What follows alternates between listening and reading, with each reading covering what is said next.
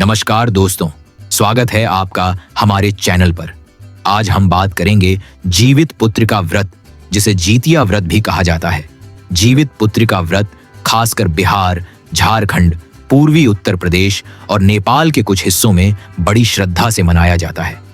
यह व्रत माताएं उसे अपने पुत्र की दीर्घायु, स्वास्थ्य और सुखमय जीवन की कामना के लिए करती है। इस दिन माताएं वो बिना अन्न और जल ग्रहण किए निर्जला उपवास रखती हैं। व्रत कब किया जाता है?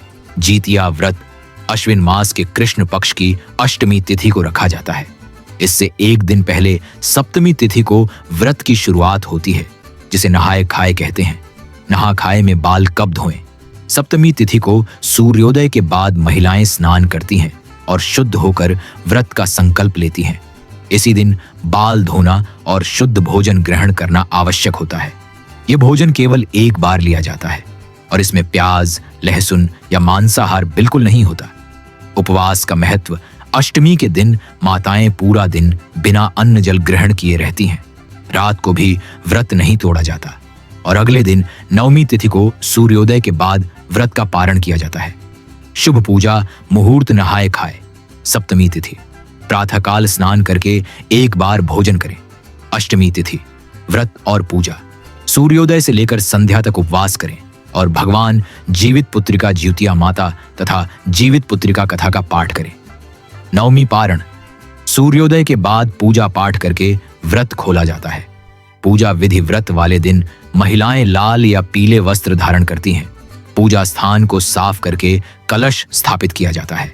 व्रत कथा सुनना और सुनाना आवश्यक माना गया है। पूजा में दिया, धूप, फल फूल, अक्षत, सिंदूर और ज्योतिया माता की पूजा की जाती है। कथा का महत्व: पौराणिक मान्यता है कि इस व्रत की शुरुआत माता ज्योतवहिनी ने की थी।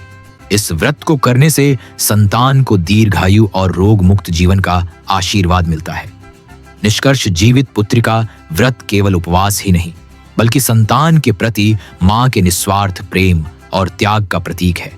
इस व्रत को पूरी श्रद्धा और विश्वास से करने पर मां की संतान पर सदैव मंगलमयी कृपा बनी रहती है।